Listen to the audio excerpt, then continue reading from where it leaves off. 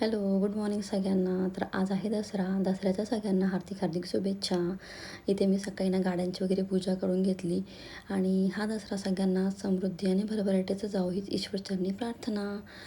मग हा आहे माझा आजचा दसऱ्याचा लूक. तर कसा वाटला माझा लूक नक्की कमेंटमध्ये सांगा. कारण ना थोडासा मिनिमलच लूक ठेवला होता मी, कारण दुपारची वेळ होती ना. दुपारच्या वेळी थोडासा मिनिमलच लूक छान दिसतो. रात्रीच्या वेळी थोडासा नाही का डार्क वगैरे मेकअप छान दिसतो.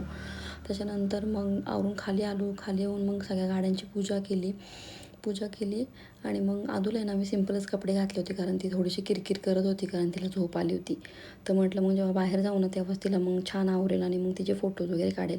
पण मॅडमने तर मला काही आवरून दिलं नाही, कारण ती झोपेलाच आली होती खूप.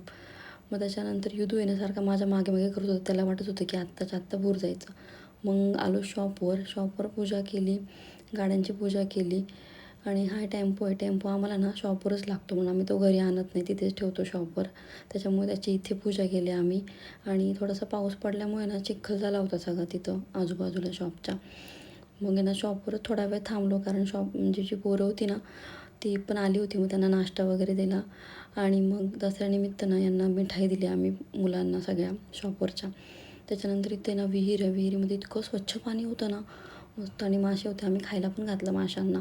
आणि थोडेसे फोटोज क्लिक केले आम्ही, ते मी शेअर करते. तर कसं वाटलं माझा दसऱ्याचा लूक नक्की तुम्ही मला कमेंट करा. बाय आणि हॅप्पी दसरा वन्स अगेन.